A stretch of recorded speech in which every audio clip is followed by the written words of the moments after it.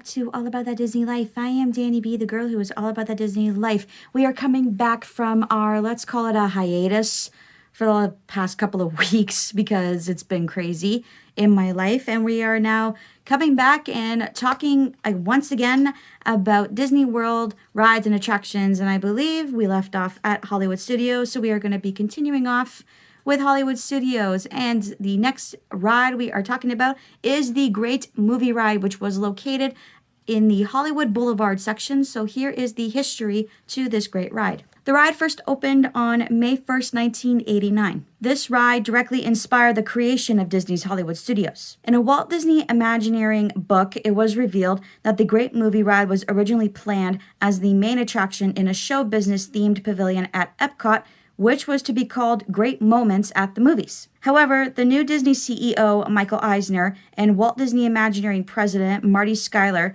decided the idea was strong enough to lead an entire new theme park. The idea for the ride was expanded and Disney MGM Studios went into official development. The attraction used the likenesses of numerous living and deceased actors to be recreated as audio animatronics. Plans called for the Great Movie Ride to be the main attraction for Disney MGM Studios Europe theme park, which was scrapped due to the early financial difficulties of the Euro Disneyland Resort. Years later, when the resort began turning profits, a show business themed theme park went into development again, and Walt Disney Studios Park opened in 2002 at Disneyland Resort Paris, although minus the Great Movie Ride. A show called Cine Magique was built in lieu of the ride due to claims by Disney management that the French preferred shows to ride-through attractions. 3 separate attempts were made by Walt Disney Imagineering to bring the Great Movie Ride to California. The first attempt happened when plans to incorporate the attraction into the proposed Disney MGM Studio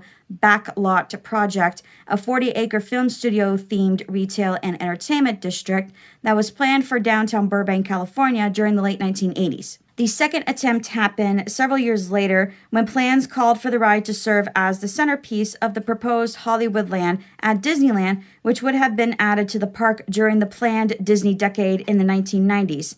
But due to budget cuts, however, Hollywoodland was canceled. The third attempt happened later when plans called for the ride to be built as part of the Hollywood Pictures backlot area of the Disney California Adventure theme park at Disneyland Resort. But budget cuts in the park's original development planning forced the ride's projected cost to be spent on smaller, original, and less expensive attractions. An early concept for the name was supposed to be called the Great Moments at the Movies, presented by Sears, Roebuck and Company. The Walt Disney Company and the retailer announced a 10-year joint marketing and licensing agreement on November 19, 1987. Sears would sponsor the park's signature attraction and a Hollywood showcase store. However, these plans were scrapped before the park's opening. Coca-Cola then stepped in as the attraction's sponsor, and it became the Great Movie Ride to reflect it was a ride, not a movie, despite being housed in a replica movie theater. In the late 1980s and early 1990s, Disney was interested in purchasing Jim Henson's Muppets. Walt Disney Imagineering developed a Muppet-themed land for Disney MGM Studios called Muppet Studios. The land was to feature 2 main attractions.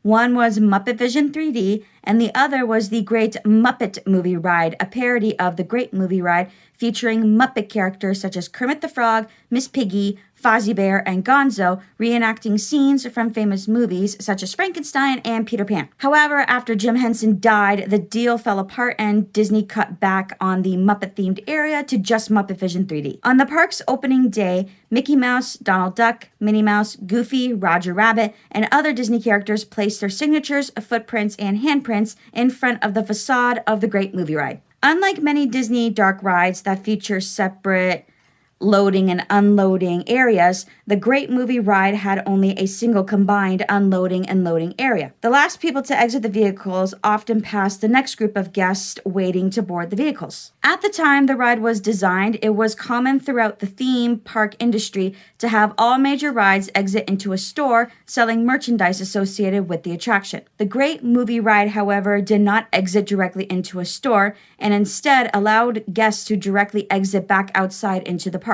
In 2014, as part of an exclusive programming deal with Disney, Turner Classic Movies agreed to become the sponsor of the attraction. The attraction underwent a refurbishment in 2015 with the addition of a new pre-show and post-show hosted by Robert Osborne. The changes were revealed on May 29th, 2015, and on July 15th, 2017, it was announced that the Great Movie Ride would be permanently closed in order to make room for its replacement, Mickey and Minnie's Runaway Railway. The reason for the attraction's closure, it was because the attraction had become outdated over the years as the animatronics were starting to age, in addition to Disney's Hollywood Studios changing its theme from show business to popular Hollywood movies. The last rides were given at 9:30 p.m. on August 13th, 2017. By the next morning, the signs were taken down and a photo opportunity of Mickey and Minnie's Runaway Railway was installed near the former exit. There are 3 references in Mickey and Minnie's Runaway Railway that pay tribute to the Great Movie Ride. The first is a poster that says The Great Movie Ride. It can be found in the carnival scene between the popcorn stand and Donald's hot dog stand. The second is in the tornado scene. It contains a mailbox with the iconic "No Place Like Home" quote. And the third is prior to the factory scene. There's an alley cat sound effect that can be heard in the back alley, which was also used in the Great Movie Ride. So the Great Movie Ride had modifications done over the years of its operation, but it only had 2 major modifications listed among the facts. The first modification was done to the Footlight Parade scene. The first sequence of the ride, Footlight Parade, was plagued with engineering and technical problems from the beginning. When the ride was newly opened, the Footlight Parade segment was different from what it later became. The entire portion following the neon-lighted entrance was fleshed out. All the walls leading up to, around, and beyond the cake were painted in Art Deco style patterns as seen in By a Waterfall. Approximately 3 diving boards with 3 mannequin dancers wearing capes were perched on the right-hand side of the wall as you enter the ride segment. The 5-tiered cake was prominently displayed at a left-hand turn. It was in the open air, illuminated with an array of animated lights. During this pass through the Footlight Parade segment, riders would hear a loop of By a Waterfall. That was a song featured in Footlight Parade. It lasted approximately 40 seconds and bubbles fell from the ceiling. For approximately the first year, the cake actually rotated and was adorned with water jets as seen in the movie. Allegedly, the rotating cake mechanism was constantly breaking down, causing frequent repairs and downtime. In addition, the water pumps would constantly fail, flooding the ride path. Park operations believed it was much cheaper and less problematic to leave the cake in place with lighting effects used to provide what Imagineers term as kinetics to the segment. When it closed, the segment was still the opening act of the Great Movie Ride, but significantly toned down. The guests entered a segment with its lighting significantly diminished. The outer walls were dark with practically no Art Deco recreations from the movie set. The diving boards were replaced with Art Deco style sconces. Instead, guests passed through a Deco-inspired archway to find themselves facing a large scrim-lined proscenium decorated with gray-blue clouds and remnants of the Art Deco set design. Throughout the segment, 3 large rotating projections of Busby Berkeley-style kaleidoscope dance sequences appeared on the scrim. These disappeared to expose the cake, which was behind the scrim and was simultaneously illuminated with washes of light and reflective water effects. The cape dancers on diving boards were located to the far left of the cake, behind the scrim. The Art Deco-style wall panels still resided behind the cake, and the looping song segment and bubbles still remained. The second modification done was to the Wizard of Oz scene. The Wizard of Oz scene did not have major structural changes, but Walt Disney Imagineering replaced the original A100 Wicked Witch audio animatronic character with a newer design figure utilizing Sarcos technology. The Sarcos-equipped audio animatronics are capable of a great deal more movement possibilities than the original limited animation figure designs and can move much more quickly. As a result, they were made much more lifelike. So let's talk about the facade or the exterior for the Great Movie Ride. The Great Movie Ride was located inside a recreation of the famous Hollywood landmark Grauman's Chinese Theater. The park's Chinese Theater is a full-scale replica of the original building.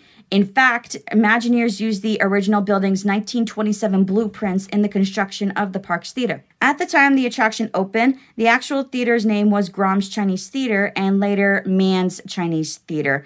However, the park's proper name for this version of the building is simply the Chinese Theater. From 2001 to 2015, the theater facade was obscured from view when the Sorcerer's Hat was situated directly in front of the attraction. So let's move on to the queue for the Great Movie Ride. The line wound through a recreation of the Chinese Theater lobby past glass display cases containing actual costumes, props, and set pieces from various movies. The lobby also featured digital posters of various motion pictures. The line then took guests into a small pre-show theater where Turner Classic Movies host Robert Osborne provided insight and commentary about various motion pictures and film genres, such as musicals, adventure, science fiction, westerns, romance, and gangster films, including those films that were featured within the ride. The queue line ended at a pair of automatic doors at the front of the theater that led into a 1930s era Hollywood soundstage where guests were loaded onto waiting ride vehicles. So let's move on to the entire ride experience, and bear with me because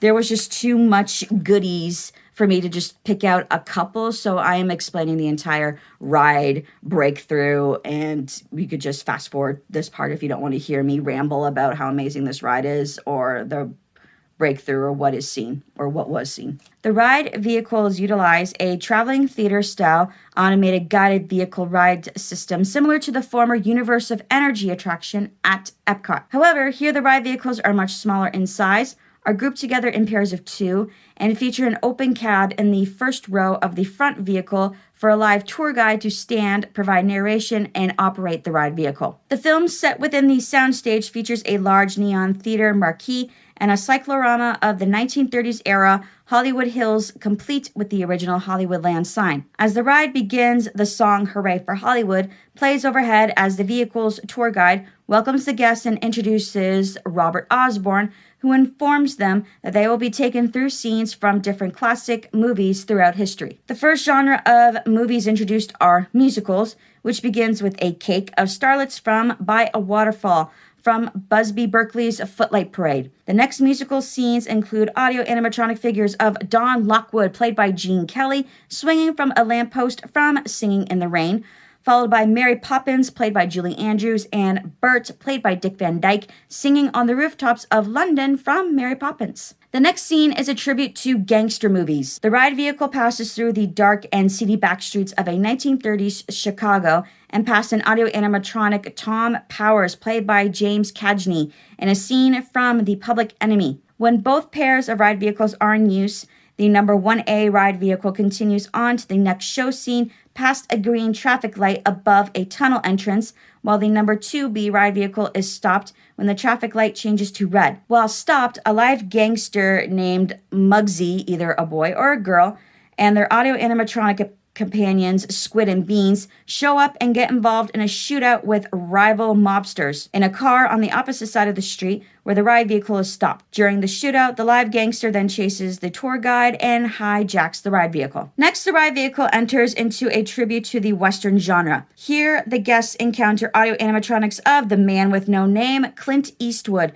standing outside of a saloon, and Ethan Edwards, played by John Wayne, sitting on top of his horse. A sign on one building facade reads, "Ransom Stoddard, Attorney at Law." That is a tribute to the actor James Stewart. The number 2B ride vehicle, which is already being driven by the gangster, continues past a shootout between the sheriff and an audio animatronic bank robber named Snake. The gangster ignores the shootout and continues on to the next scene. However, the number 1A ride vehicle, which is still being driven by the tour guide, stops in front of the town bank while a bank robbery is in progress. Suddenly, a live bank robber named Kate Durango, if it's a girl, or Kid Carson, if it's a boy, appears from inside the bank. After getting into a shootout with the town sheriff and chasing the tour guide into the bank, the bandit sets the town bank ablaze with dynamite and hijacks the ride vehicle. Following this scene, the remainder of the attraction is the same for both the number 1A and number 2B ride vehicles. Next, the ride vehicle continues into a darkened corridor of a seemingly abandoned spaceship, revealing itself to be the Nostromo, the doomed vessel from Alien. The ride vehicle passes an audio animatronic Ellen Ripley, played by Sigourney Weaver, holding a flamethrower as she prepares to confront a creature lurking within the ship. Guests could also hear Jones, that's Ripley's pet cat, meowing in the darkness, as well as the Nostromo's mother computer warning of an imminent ship self-destruction countdown. Hearing this, the gangster or the bandit becomes nervous and speeds the ride vehicle through the ship, but not before the alien appears and attacks the guests, popping out from both the ceiling and the wall. The ride vehicle next enters a scene set in an ancient Egyptian tomb filled with snakes. Robert Osborne informs the guests that they are in a scene from Raiders of the Lost Ark as audio animatronic figures of Indiana Jones, played by Harrison Ford, and Salah, played by John Rhys Davies,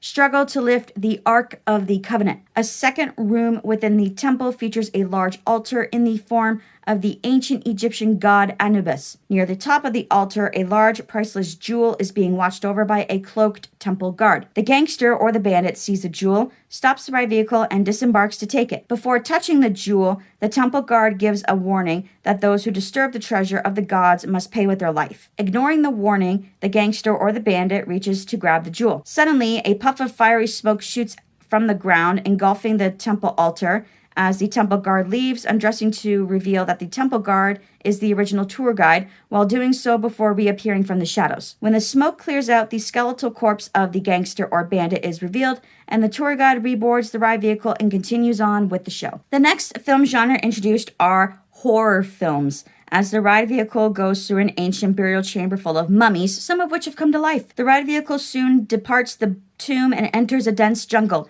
Here, audio animatronic figures of Tarzan, played by Johnny Weissmuller, swinging on a vine, Jane, played by Maureen O'Sullivan, sitting atop Timba, the elephant, and Cheetah, the chimpanzee, can be seen. The ride vehicle then moves past the final scene from Casablanca, featuring audio animatronics of Rick Blaine, played by Humphrey Bogart, and Ilse Lund, played by Ingrid Bergman, as they stand in front of a waiting airplane. Next, the ride vehicle passes a film projection of Mickey Mouse in his role as the Sorcerer's Apprentice from the 1940 Walt Disney's animated movie, Fantasia. The ride vehicle then enters into the Munchkin Land scene from The Wizard of Oz, where Dorothy's house has landed on the Wicked Witch of the East. When both the number 1A and number 2B ride vehicles are in use, they meet up here and come to a stop in the middle of the scene. Audio animatronic munchkins begin to appear from various places and sing as they welcome guests to their home. However, a puff of smoke suddenly rises from the ground as an audio animatronic Wicked Witch of the West, played by Margaret Hamilton, appears and asks who is responsible for killing the Wicked Witch of the East. The tour guide aboard the number 1A ride vehicle briefly interacts with her before she disappears in another puff of smoke. The munchkins reappear from their hiding places and begin to sing again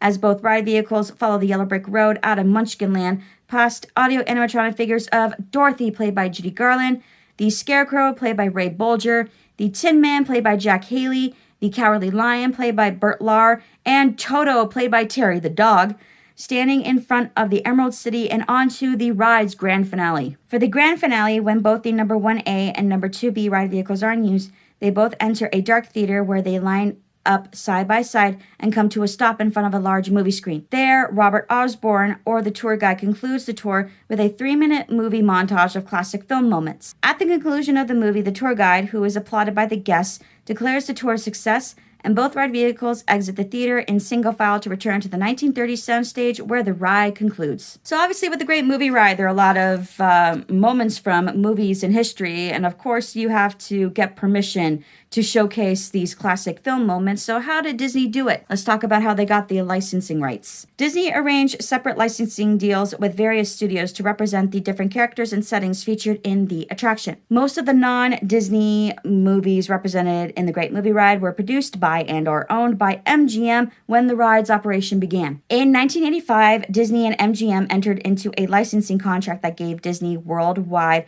rights to use the MGM name and logo for what would become Disney MGM Studios. While separate contracts were used for The Wizard of Oz, Casablanca, Singing in the Rain, The Good, the Bad, and the Ugly, The Public Enemy, Tarzan and His Mate, and Footlight Parade to give these movies representation in the Great Movie Ride. Disney's license for the aforementioned movies continued with Turner Entertainment until the attraction's closure. The Great Movie Ride also included Alien, owned by 20th Century Fox, as Disney originally acquired the licensing rights to the movie for a different ride, which was ultimately canceled. Disney, however, retained the rights to use Alien and decided to incorporate it into the Great Movie Ride. In addition to Fox, scenes from almost all of the major film studios were presented in the movie montage with one notable exception. There was no reference to any motion picture released by Universal Pictures, whose parent company operates the rival Universal Orlando Resort, although Shakespeare in Love, which was produced by Miramax and distributed by Universal internationally, was featured in the montage. So, speaking of the final movie montage at the end of the ride, it gave me a list. The list is in alphabetical order. However, there are 172 movies referenced in that film montage. You remember the fact it's a 3-minute montage and they crammed in 172 movies. So instead of giving you all 172 movies, because that would make this video longer than it needs to be, I'm just going to give out or read out the movies that I have at least seen or heard of. So here we go. We have Aladdin, Arsenic and Old Lace, Big, Braveheart, Bright Eyes, Cabaret, Casablanca, Chicago, The Chronicles of Narnia, The Lion, the Witch, and the Wardrobe, Dirty Dancing, Fantasia, Finding Nemo, Follow the Fleet, Forrest Gump, Frozen, Funny Girl, Good Morning Vietnam, Grease, Honey, I Shrunk the Kids, The Incredibles, It Happened One Night, It's a Wonderful Life, Lady and the Tramp, Lethal Weapon, The Lion King, Mary Poppins, Mission Impossible, Pearl Harbor, Pirates of the Caribbean, The Curse of the Black Pearl, Pretty Woman, Raiders of the Lost Ark, Royal Wedding, Saturday Night Fever, Singing in the Rain, Sister Act, The Sound of Music, Steamboat Willie, Superman, Swing Time, Tangled, Thelma and Louise, Top Gun, Toy Story, Who Framed Roger Rabbit, The Wizard of Oz, and Wuthering Heights. That's just a snippet of 172 movies. So let's talk about the props that were a part of the attraction, or at least part of the queue. So the Lockheed Model 12 Electra Junior plane, that's the plane in the Casablanca movie. It's often claimed to be the actual plane used during the filming of Casablanca, but no full-size plane was actually used during the filming of Casablanca. The back half of this plane was cut off and can be found resting along the shoreline of the Jungle Cruise attraction at Magic Kingdom. So the props that were notably added before the closure, so like most recently before the ride closed in 2017, you had wardrobe pieces and miniature scale props from Who Framed Roger Rabbit. You had the Dejac board used aboard the Millennium Falcon in the original Star Wars. We had Freddy Krueger's red and green striped sweater from A Nightmare on Elm Street 2, Freddy's Revenge. You had Alec Delarge's hat from A Clockwork Orange. You had Rose's dress from Titanic. And you had a dress worn by Judy Garland when she played Veronica in the movie In the Good Old Summertime. Now, props that used to be part of the queue but got taken out, you had Indiana Jones's machete and monkey heads from Indiana Jones and the Temple of Doom. You had the ruby slippers from The Wizard of Oz. Another pair is in the National Museum of American History, administered by the Smithsonian. And no, they're not anymore. If these are the other pair, I believe they just got sold for what, $10 million if anybody watches the news, unless there's more than 2 pairs of ruby slippers. I don't know. We had the dip machine model and bullet case from Who Framed Roger Rabbit. There was the spacesuit and various props from the movies Alien and Armageddon. You had Sam's piano from Casablanca. You had a dress worn by Maria in The Sound of Music. You had the title object from Cocoon. You had the model Natalia's submarine and a dive suit from Disney's 20,000 Leagues Under the Sea. We had Susan's costume from The Chronicles of Narnia, The Lion, the Witch, and the Wardrobe. We had a green peacock Elizabethan dress worn by Judi Dench in Shakespeare in Love. You had Mary Poppins' carousel horse from the movie. And we had Sid Charisi's dress from Brigadoon when she played Fiona. So as I have mentioned before, many celebrities have put their signatures, handprints, and footprints outside the exterior or the facade of the Great Movie Ride when it was in operation. And I appreciate Disney for keeping them when they closed the ride permanently. At least when you are lined up for Mickey and Minnie's Runaway Railway, you can still see all the signatures and know for a fact that the Great Movie Ride was once there. So they gave me a list of all of the celebrities whose imprints are out in front, and I counted. There are 111 celebrity impressions, signatures, handprints, footprints outside the facade. So I'm just going to list off the celebrities that I have heard of or have seen their work. So we have Alan Alda, Lauren Bacall, Pat Boone, Carol Burnett, LeVar Burton, C3PO and R2D2, Carol Channing, Dick Clark, David Copperfield, Tom Cruise, Macaulay Culkin, Tony Curtis, Gina Davis, Danny DeVito, Neil Diamond, Donald Duck, Jamie Farr, Harrison Ford, Michael J. Fox, Annette Bonicello, Dorothy Gale's ruby slippers worn by Judy Garland, Estelle Getty, Goofy, Jim Henson and Kermit the Frog, Audrey Hepburn, Pee Wee Herman, Dustin Hoffman, Hulk Hogan, Bob Hope, Michael Jackson, Michael Landon, Angela Lansbury, George Lucas, Steve Martin, Rue McClellan, Bette Midler, Liza Minnelli, Mary Tyler Moore, Rick Moranis, Pat Morita, Mickey Mouse, Minnie Mouse, Maureen O'Sullivan, Regis Philbin and Kathy Lee Gifford, Roger Rabbit, Burt Reynolds, John Ritter, Susan Sarandon, Charlie Sheen, Martin Short, Suzanne Somers, Sylvester Stallone, Lily Tomlin, John Travolta, Cecily Tyson, Dick Van Dyke, Betty White, and Robin Williams. So my experience with the Great Movie Ride, I only went on it one time, and that was the first time I went to Disney World in 2016. It was just amazing. Like, I love going to wax museums of like famous moments of like celebrities, like with their famous movie that they're most known for. Like, I love going through all the wax museums, and basically the ride was just like a huge wax museum in my opinion. And I just loved seeing like all of like the great moments from movies. And I am a great movie buff, especially old classic Hollywood movies. That's what I'm here for. I love all the Fred Astaire, Ginger Roger movies, Shirley Temple, Bing Crosby, Danny Kaye. Like, I am a big fan of old classic black and white Hollywood movies. That's what I'm here for. So I was very excited to go through this attraction and just see all of like these moments from movies come to life. It's like, wow. And I was really mad when they closed it, but you only experienced it once. I did take some pictures. I'm not showing them to you because this was back in 2016 when photo quality on phones weren't that great, and I just had my digital camera. Anybody remember digital cameras at the time? So all the pictures are extremely fuzzy, so I'm not going to show them to you.